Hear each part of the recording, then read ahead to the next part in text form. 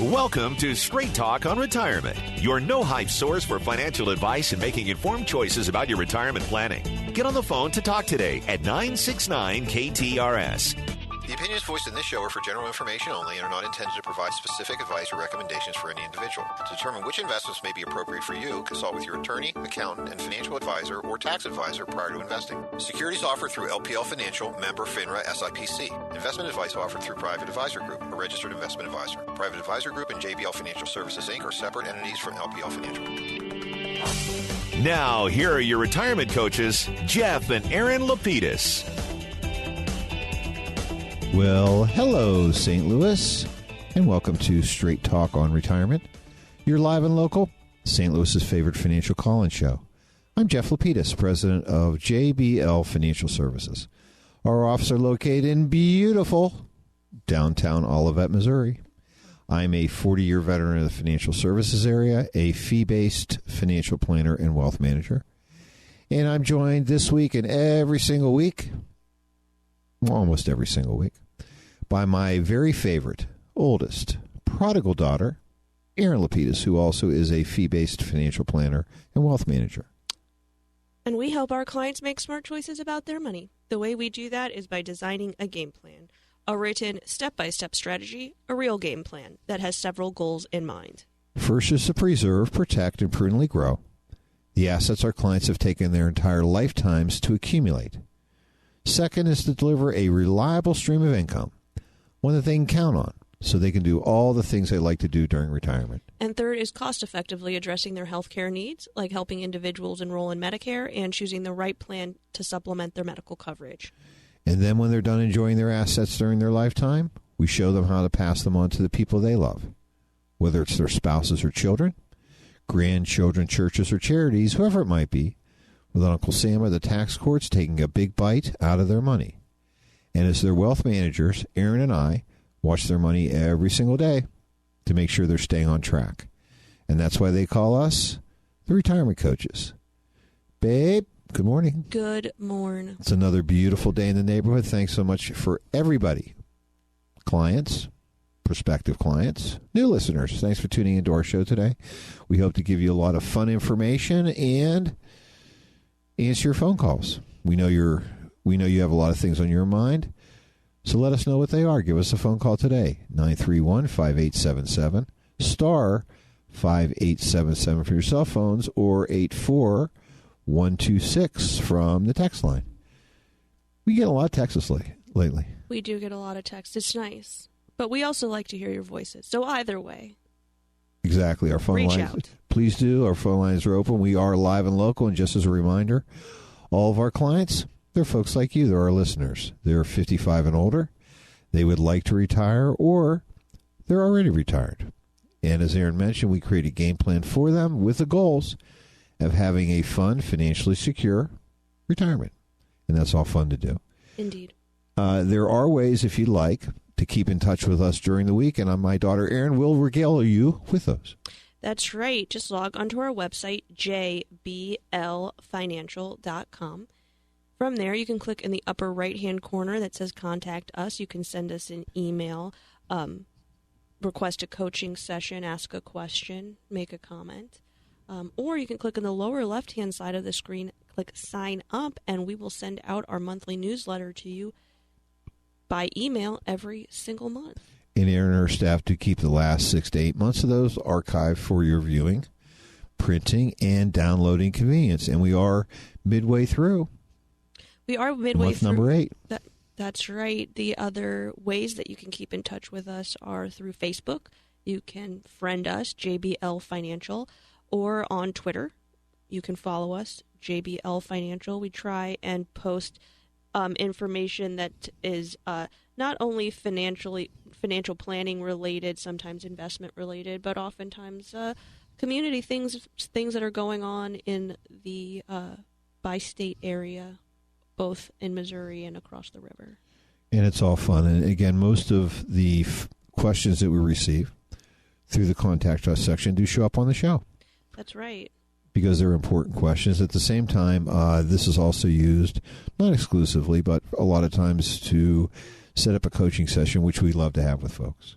Yes, we do. So please reach out, and we'll get back to you within 24 hours. Exactly, and our staff will do that for us as well, so we do appreciate that. Yes. Babe, I was going to say every newsletter has 4 topics. Yes, but I am remiss in that I did not bring the newsletter with us. Okay, well, then they'll have to go find it on our website, You'll have to log JBL into Financial. the website, right? Or just tune in next week when we follow up with the 4 topics that we introduced last week. Well, great. So while we're waiting for your calls or texts at 931-5877, star 5877 from your cell phones, or 84126 from the text line. Let's get into some subjects we want to talk about today. Let's do it. It's fun because even though there's some fear about the variant in regard to the current one, the Delta variant. Yeah, this week's variant on right. COVID. Folks are getting out of their homes. Yes. They're coming to see us. Which is nice. We're seeing live coaching sessions. Of course, we do offer those also by Zoom. Or by phone. If they prefer. Again, if we're doing it by Zoom or by phone, we like to get information in advance so that we can make the time with them meaningful. That's right. So, we're prepared to assist with that. If you're, like many people, have become very functional at home, meaning you've got a scanner or you have everything already electronic, we can accept that by email. Or we always can drop a return envelope in the mail so we can receive those documents in advance of our meeting. So we try to be as flexible as possible to make sure that everyone's comfortable. But we have been seeing quite a few new people in the office, which is really nice.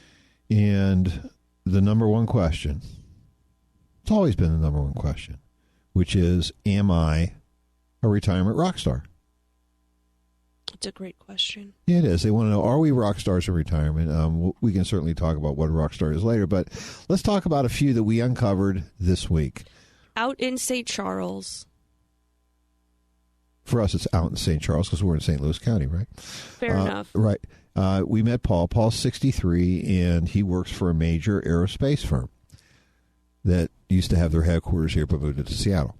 His wife, Judy, is currently the chief operations officer for the household. Paul's 63 years old, and Judy is 57. Right, and they have about $1.8 million in retirement assets, which include, in this case, lump sum distribution possibility for Paul from his current pension plan. And they also have about $240,000 in savings. But part of that's a vault, right? About $100,000 of that is their vault money. That's what they feel makes them secure in terms of having liquid cash on hand. That represents a little bit more than 7 months of their monthly expenses, plus a little cushion in case something serious happened. And the cool part is, and this is one of those characteristics of rock stars, they don't have any mortgage payments. No, they do not. So they're through that. So we know that their outflows are being limited. So in beginning to talk about their cash flow, we determined together that they needed and they desired to have about $7,000 per month after taxes. That's right, which means that they really need about $8,400 a month when we gross that back up for taxes. We're using 20% because we know that their $7,000 a month need is going to put them over the $89,000 married filing jointly. So we just put a little cushion in addition to that 15% bracket. Yes. So, again, the $8,400 pre-tax, we know that Paul and Judy's Social Security are going to run about $4,000 a month. So their deficit is about $4,650 per month, or about $55,000 per year.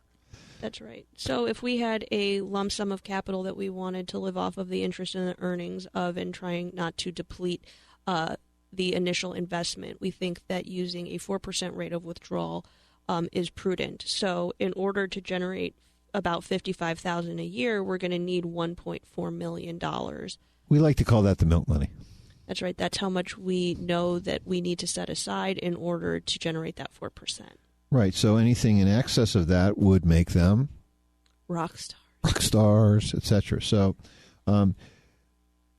they will not see, however, all the faucets, that is their Social Security and their pension, turned on until 2024. And that's because that's when their Social Security eligibility kicks in fully for both of them. Right. So what we really need to do then is to kind of back this up and say, okay, how much capital will we need in addition to the milk money? Right. To make things happen. So when we did that calculation, we figured, okay, in Judy's case, we're going to need $1,250 a month, which was her Social Security benefit. We're going to need that for 12 months over a 10-year period. Right, and so the total of that is about $150,000. So when we add that 150 to the 1.4 million, guess what? They have 1.8. Woohoo! They're rock stars, which is great. Absolutely. And honey, we had a discussion in the car this morning as we were cruising over, as we usually do, and not about dinner. What dinner is going to be Saturday night, but we talked about the secret. The secret. Yeah, the secret, and I've always felt like we have this secret, but every single week we give out the secret. So it's not so secret. Well, if you're not listening, it's not the secret. So I think from now on we'll call it the secret. Okay? So the real secret is cash flow. How do I figure out if I have enough capital to do the things that I want to do, which in turn then is going to generate the cash flow that we need to do? And the formula really is pretty simple. Right. Simple secret. It's a simple secret. It's the secret. Okay? And the secret is using a 4% withdrawal rate. That's one of the secrets. That's one of the secrets. The other part of the secret is how do we do that? How do we maintain that 4% withdrawal rate over a long period of time? It's how we're invested. But again, if you have a napkin, we're going to teach you a piece of paper, or guess what? Now that if you're sophisticated, you have your tablet, cell phone. Your cell phone. You're right. Your tablet, whatever it would be. Those decisions. We're not doing a lot of bracket modification in monthly income, right? Because for many people, you have your fixed sources. If you are lucky enough to be a person that has a pension, there's nothing we can do about that. Right. Your Social Security, you want it. There's nothing we could do about that. You're taking it. So once we stack up all of this fixed income, where does that leave us?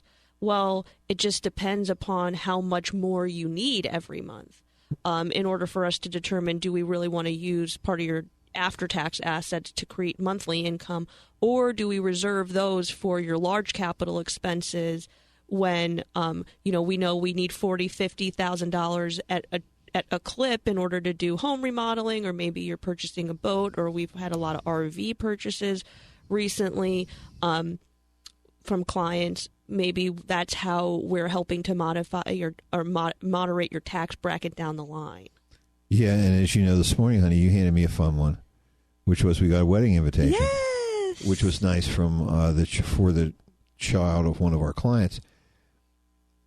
And unfortunately, we're going to be out of town tonight. We won't be able to attend, but we haven't gotten a call yet about how much cash they Exactly. obviously could afford the invitations without any cash, but we'll see as the rest of the bills start rolling in. They're the parents of the groom, not the bride. So it'll be interesting. Just a rehearsal. I don't know how it works anymore. So between now and Monday, because I'm sure we're going to get a call Monday because this client of ours also is a listener like everybody else. Mm-hmm. I will be thinking about how much do they need. What's the source of that money going to be? How does that work in terms of timing for other cash flows that they have? And so every decision is tax based, and what I'm trying to say is that I'm always looking for what I like to call tax effectiveness versus tax efficiency. Right, and I think that we complain quite a bit about the low interest rate environment that we're in right now, how it's punishing savers. But I think that in this particular conversation, I've seen that we've really been able to be tax efficient for people using debt, meaning because interest rates have been relatively low, securing home equity lines of credit at low rates of interest, securing auto loans at very low to no rates of interest has really been a benefit, because what we can do is you can use leverage to help moderate the tax consequences of your purchases. while people are working, you use your income to pay for things. Many times you save up after tax to buy something, or you very freely use debt because you have income coming in, meaning, you take out the mortgage for the home, for the auto, you take the auto loan out, you buy the computer on the Best Buy credit card, those kind of things. But in retirement, people seem to become more hesitant to incur debt because they don't see themselves as having income sources to service that debt. But really what we can do is say, you're going to spend this money anyway. Our clients are obviously going to spend money on their son's wedding. We just want to figure out what's the most efficient way for us to help you do that. Does that mean taking the big chunk out of your IRA all at one time, paying the taxes on it? Or does that mean maybe using some type of leverage to spread your payments out over more than 1 year? Is the tax consequences more expensive than carrying a small amount of interest over a certain amount of time? That's math that we would want to do with clients before they make those decisions. Yeah, I think that's really good because, honey, as you were referring to, in an indirect way, the way that we look at debt now is very different because of the tax law changes. I mean, Right. home equity line, a credit card interest debt is not tax deductible anymore. Right. We know that credit card debt was never tax deductible. So instead of, in many cases, having folks going to home equity lines where they could amortize certain debts over, let's say, a 10-year period, now we're really going, hey, does it make sense, and do you have enough room, and are there enough reasons that we may even look at our primary mortgage if they have them? Refi. Exactly, because doing you can refi. still, right? Because you can still deduct that loan interest. Exactly, up to, I think it's $750,000. We don't have too many folks that are doing that. But the bottom line is that as things change, you have to really begin to become aware of these. Right. At the same time and say, okay, what I was doing before was great, but maybe there's a better way to do that today. And again, it's like we talk about, it's faucets. So, to me, it's always been faucets. Faucets and filling jars, filling buckets for money, and so that we can spend and continue to spend in the way that we have done in the past. Right. In a way that we're comfortable. Right. Right? I mean, that's what it is. At the end of the day, our planning paradigm, and it's something that we've fortunately tested over 20 years, is that if we fund for our clients to 100% of their current after-tax spending, how much they really spend, Right. they get to keep the life that they had. And that's really what they want. They Right. they make exchanges in terms of things they were spending before, maybe more on the grandkids and less on eating out lunches, maybe not on clothing in the same way they used to do that, and maybe it's more for clothing for somebody else, etc. Right. Trips versus it's just, we find that these are They're basically natural trade-offs that That's right. happen because your lifestyle changes due to retirement, but our goal is not for you to have to think about the spending in retirement as something that you have to change. Yeah.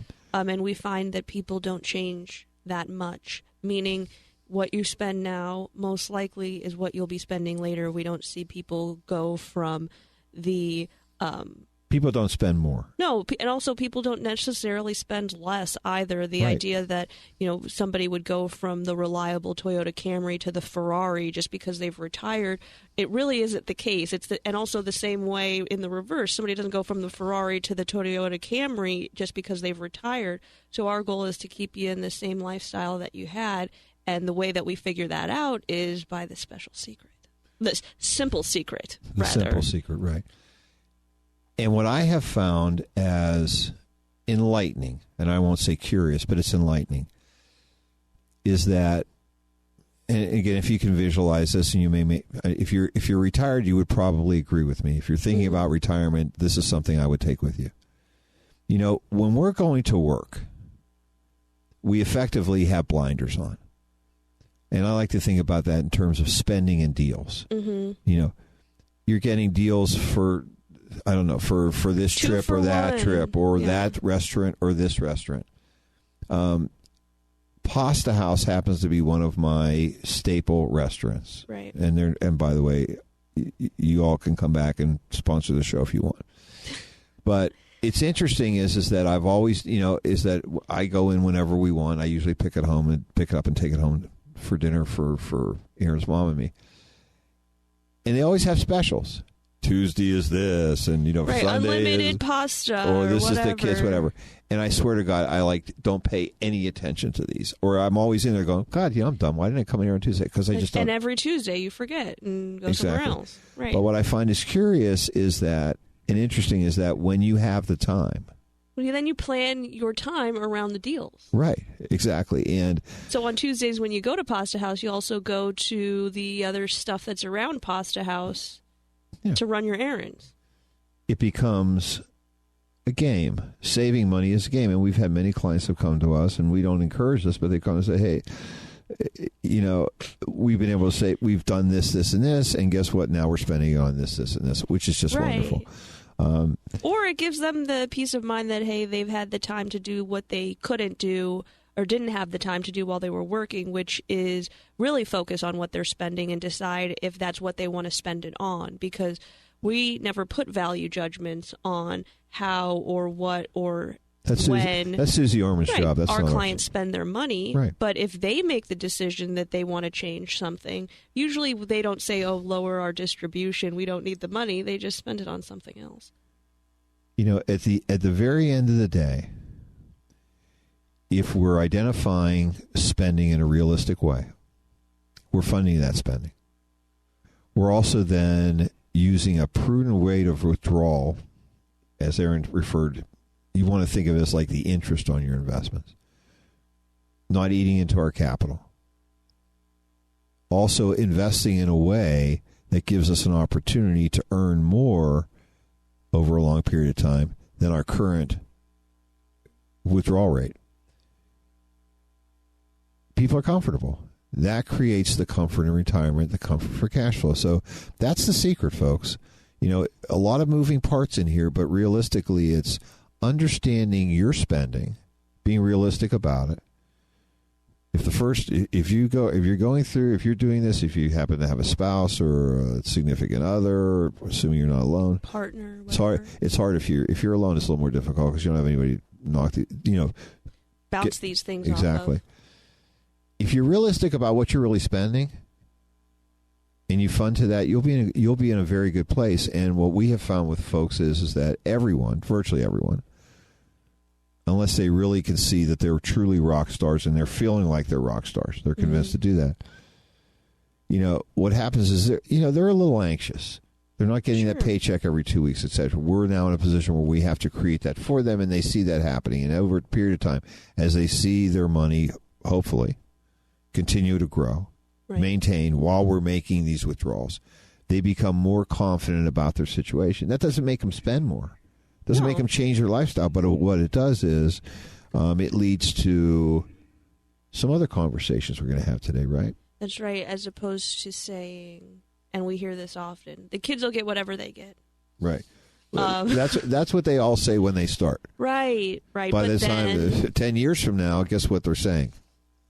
Well, wait. How much are they going to pay in taxes? How do we get it to them? Right. How do they get all of it? And the reason is that you worked your entire lifetime to build this. You've done it under, let's be honest, punitive tax laws, okay, and which keep changing all the time. Now you're in a position where, hey, I'd like to take my life's work. Right, you were an incredible saver, and pass it on, baby. Right, and you built up this nest egg, and then not only that, in retirement you lived prudently still, and kept to that rate of withdrawal, and hopefully you're seeing your assets continue to prudently grow over time. You start to get the feeling that, hey, maybe we don't want Uncle Sam to have any more than he's entitled to. Yeah, so let's talk a little bit. We're going to take a few minutes today, with your permission. Again, there's only one way it's not going to happen. Give us a call, 931-5877, star 5877 from your cell phones, or 84126 from the ever-popular text line. We're going to talk about gifting. Gifting can be confusing, but in fact, like the simple secret, it's really pretty simple. And so there are really two types of gifts. Gifts that are made during life by someone, and gifts that are made at death. And just so we have a few definitions so everyone can follow along with us. Terms, if you will. The grantor, that's the person that's making the gift. So it's the place the gift is coming from. The recipient is the person receiving the gift. There you go. The recipient can be a person or it could be an entity if it's a 501c3 or, a college, Charity. something, a charity, Right. a church, along those lines. And there are really 3 simple rules to remember. Number 1, the recipient never owes taxes on a gift they receive. The recipient never pays taxes. No, unless they do something with the gift afterwards. Right. But receive the initial reception of gift does not create a taxable situation. Right. The grantor. This is number 2. Right. Never owes tax liability for gifts that are made under what we call the annual gift tax exclusion. So this is during life. Right. You can give away $15,000 to every single living human being and or entity if you want, without any tax consequences. Obviously, if you're happily encumbered, you and your spouse can give away $30,000, $15,000 each per person to each individual Right. person. And then the third and final rule is the value of the gift to the recipient is the cost basis of the property of the grantor. So that means that in gifts made during life, the recipient assumes the tax basis of the grantor or the person making the gift. Not the fair market value. That would be what you hear when we talk about gifts after life. Right. So or at death. Simple example, and this is why many gifts are made At death. versus at life. I have Amazon stock just for fun. I have 10 shares of Amazon stock. It's worth $30,000. I only paid $10,000 for it. If I was to sell it today, I would have a taxable gain of approximately $20,000. We won't talk about long term or short term, et cetera, at this point. And but also, this is all entirely hypothetical. Yes, as of these course. costs. This is not the cost of Amazon stock at the yes, moment. and we're not making any investment recommendation in that way either. If you gift that stock, the person that's receiving that gift would receive it at your cost basis. Let's use the example again, $10,000. That's what you paid for it. The fair market value might be $30,000 as an example. If they were to sell it, they would have to pay capital gains On the everything from the $10,000 to whatever the Right. fair market value was on the day that they sold Right. it.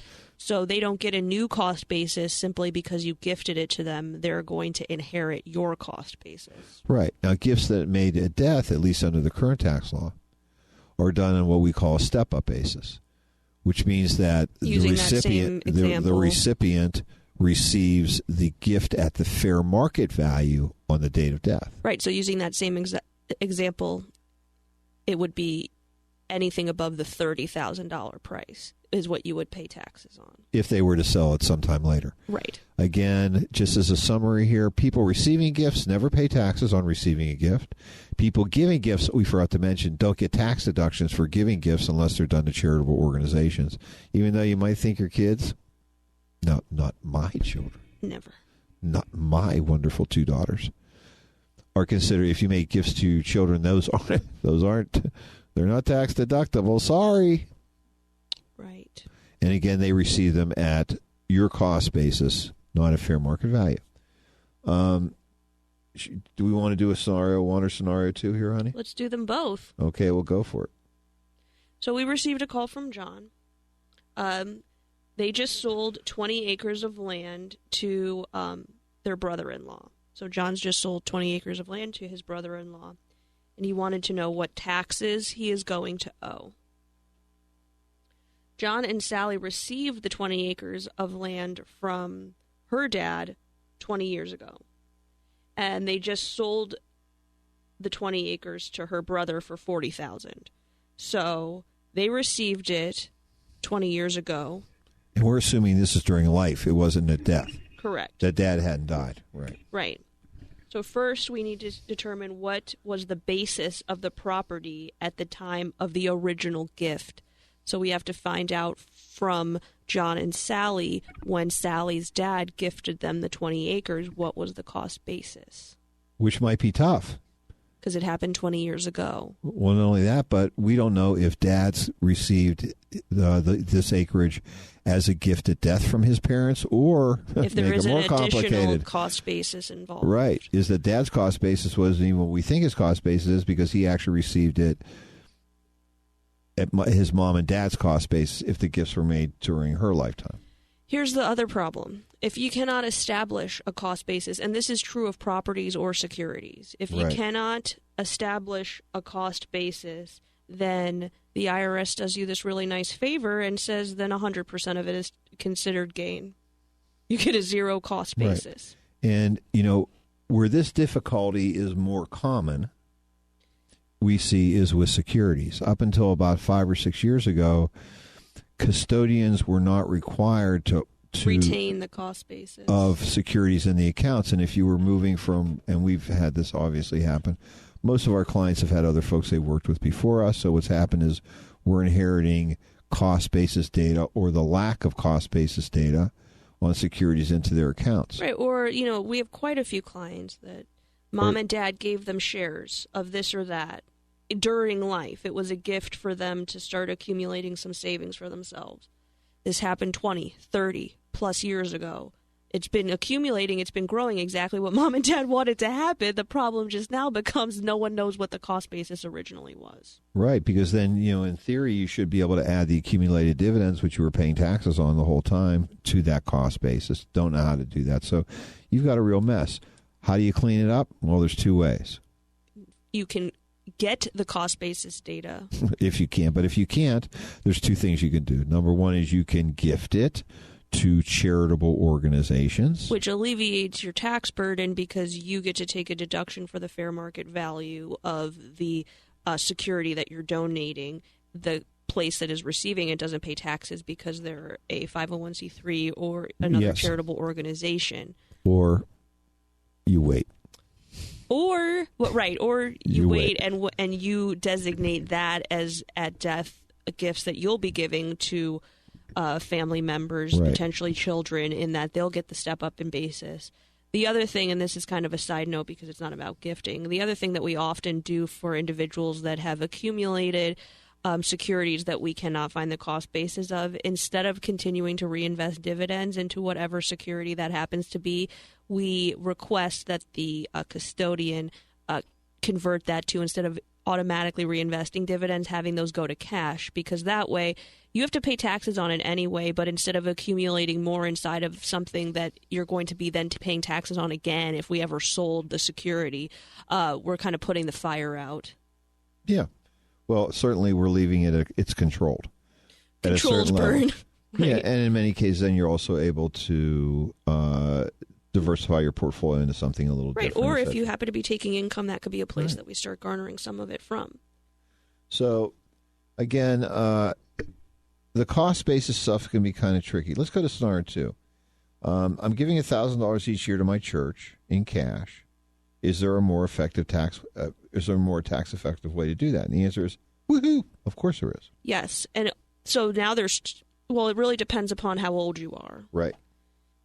If you're over the age of 72 and you're required to take minimum distributions from your IRAs, gifting directly from your IRA to a charitable organization will decrease your RMD requirement dollar for dollar. So in this scenario, if the required minimum distribution was, let's make it easy, $10,000 for the year, if this individual gifts that $1,000 to church, but instead of writing a check from their checking account, they send it directly from their IRA, which they let us do it, basically. Right, exactly. Meaning they call up and say, hey, we'd like to make our charitable contribution this year.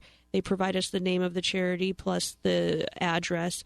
They sign a form that says that they're willing to send money to a third party from their IRA account. Then instead of a $10,000 requirement, they're down to $9,000 that they'll need to take out of their IRA, and they're only taxed on $9,000. And that's what Uncle Sam is reporting. They're reporting to the custodians. Right, so they're going to Sam. report the full $10,000, but you only have to take $9,000 because you sent $1,000 off to charity. Right, but let's assume that this person isn't 72. a grown-up, right, required to take distributions. Like we said before, they may have appreciated property either that they know the cost basis for or they don't. Right. And they would like to avoid the capital gains tax. So as an example, before when we talked about that particular stock of the richest person in the world. Right, securities. The security. If they gift the security, what happens is they're gifting it at the fair market value of the security, and that's what they get a charitable deduction, assuming they're itemized or deductions now, right. for.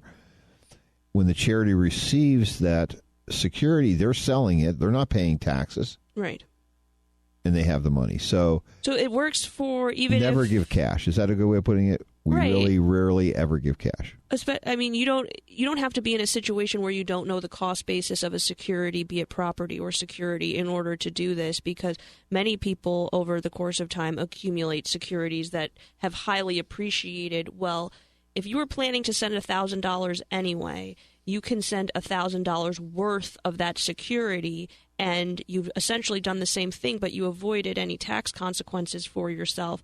Even if you are not itemizing deductions any longer, now you've really avoided any tax consequences for yourself, because, yes, you don't get to take the deduction, but you didn't get to take the deduction with your $1,000 after tax either. This way you get to avoid the capital gains piece of that. Fun. It's a war game. That's right. I mean, truly, financial planning is a war game. Planning for taxes is a war game. Planning for cash flow is a faucet game. That's right. It's a lot of fun. So we talked again a little bit about during life gifts, but then there's after death gifts. Right. Again, simple rule at this particular moment in time: everything except for annuities that are outside of retirement accounts and U.S. savings bonds step up to in IRAs. Right. Step up to the fair market. Talking about all non-retirement assets other than annuities owned outside of an IRA or, what did I just say? Or U.S. savings bonds. Yeah. All step up to the fair market value on the date of death of the grantor, the person you're getting the money from, right. Which is cool. Capital gains wiped out. Great thing. Yes. Retirement accounts never step up to fair market value. Right. Everyone owes taxes, except even mom or dad or your brother or sister, whomever you've inherited these from, except for if it's your spouse, you owe taxes. Right. The other thing is when we're talking about gifts or transfers, during life or at death, there is what we call unlimited interspousal transfers, which right. means that your spouse at your death can assume your IRA, add them to their assets at that point, and that's called a direct transfer, so there are no taxes. What's kind of goofy, even though it isn't goofy, you think about it, during life you can't combined. We asked like, hey, is my husband and I, can we combine them? And the answer is no, because you're not the same age, and requirement of distributions as well as all the distribution rules are based upon your date of birth. Right. So if That's there are different dates of birth, right. Unless you're born on the same day, I guess you could do it, but you still couldn't do it. They still won't let you do it. Separate tax ID numbers. But the cool thing here is, it really is generally to your advantage to keep your IRA assets separate. It's easier to get divorced. That wasn't totally where I was going, but after death, it could work to your advantage to keep them separate, depending upon how the age differences of you and your spouse. If you have a significant difference in age, that could create a significant difference in timing of required minimum distributions or in amount of required minimum distributions. That's great. Let's use an example and sort of talk to get out of the clouds here. Okay. Let's say that that Joe was 72 years old and passed away, but his wife Sally was only 56. So Sally has 3.5 years. Has 3.5 years. Well, no, she has 3.5 years till she can actually make distributions from her IRA. And she has 15 years before she needs to take required minimum distributions. However, if she was to keep Joe's IRA separate from hers and not commingle it, she could still get income. Right. From Joe's IRA for her and let hers grow. And that would be one reason why you definitely wouldn't. Right. Even cooler. So she's 56 now. For 3.5 years, she keeps the IRA separate. Oh, and then as soon as she gets to 59.5, you would want to move those assets into her IRA, so then she wouldn't have to continue to take required minimum distributions from Joe's IRA, only if she doesn't need the income at that point, depending. You're way too smart. I knew you were your mom. That's a brilliant thing to do. That's exactly the right thing to do. Tax efficiency, right. It is. issues. That's effective because Effective. I think about tax effectiveness as how are we taking taxes out over your lifetime? Right. Obviously, individual taxes, as I believe, are really politically motivated. Mm-hmm. They can change all the time. But trying to figure out a strategy over your lifetime is not only fun, but see, honey, that's a cool idea. Well, I think that when you look at, so you're saying, if you're looking at it over the course of your life, it makes a lot more sense to consider taxes that way as opposed to when you often hear others talk about not paying taxes on Social Security or not paying taxes in retirement. Well, most of that's bunk. Well, at the end of the day, it's just not even possible. First of all, is it possible? Is it really desirable? Right. It could be possible, but right. Are you cutting your nose off to spite your face? Meaning, in order to achieve this, you have to live off of after-tax money. How long can you? Roth. Right. How long can you actually do that without draining those accounts? Now, once you've drained those accounts, you've really created a situation for yourself where you can no longer mitigate your tax situation because you're going to be in the same boat you were when you were working, which is everything's taxable too bad. Like your IRA. Plus, then if you're stuck taking larger sums of capital, because you need it for whatever reason you might have needed it. It creates more issues. So I think again, tax effectiveness is important, but and this kind of leads when we're talking about after death. Right. This really leads us, at least me, to my newest crusade. The legacy plan. The legacy planning. The changes, the CARES Act changed what happens with inherited IRAs. When a non-spouse beneficiary inherits these IRAs, they have to now liquidate them within a 10-year period. They can't take out required minimum distributions based on their age. In my mind, this creates incredible planning opportunities for parents or grandparents for multi-generational wealth, to really help secure the financial security of these people, because you're going to have to be forced to take the money. They will, because you'll be dead. Yes, and and as I've said to every single person that I've talked to, clients of ours that we've talked about this, if you think back into your 20s and 30s, which is realistically, that's when either your children or most likely your grandchildren are going to be inheriting this money. Your children are going to end up being your age in their 60s when they inherit money. Hopefully they're financially secure. You think back to your 20s and 30s, you were broke. I was broke. I mean, most of my money went to Gymboree. That's all I can tell you, which was to clothe my two beautiful daughters. Etc. Better house, better food, better camp, better whatever. I mean, we were into conspicuous consumption. Car payments, school payments, etc. Get the money to the people that need it. Do it tax efficiently. Can I give a quick example? You can. Okay, that's fine. So we had a client that recently passed away. He was in his early 60s. His children were in their 30s, late 30s. They were broke, like most kids in their late 30s, because they were supporting their kids. Big car payments, big house payments. Weren't in a position where they could really effectively put a lot of money away for their retirement. They each inherited about $60,000.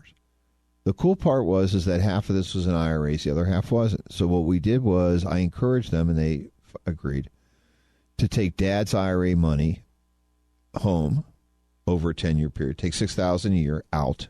Right. And then make a $6,000 a year contribution to their IRA. So you created neutrality because you're going to pay taxes on the $6,000, but you get to deduct the $6,000 that you contributed from the top of your taxes. Yeah. So essentially, what happened was Dad's IRA essentially got transferred into their IRA. So they do this, and we're talking about $60,000, which might not seem a lot of money, but guess what? This is a base that's sitting there for them that will be there for the next, hopefully, 20, 25, 30 years before they need to take it. Scenario 2, let's assume it was a larger number. Right. Let's say it was $250,000. Well, guess what? Maybe the kids aren't making 401k contributions. They're in a situation where they can fully fund their 401k contributions by taking the money home, reducing their pay at work, having that money go at work to their 401k, taking the money from the IRA and having that replace the income that they lost. Again, a totally tax-neutral situation, but it put them in a position where, imagine putting $200,000 or whatever into the base of their retirement planning and having that grow. Right. It's awesome.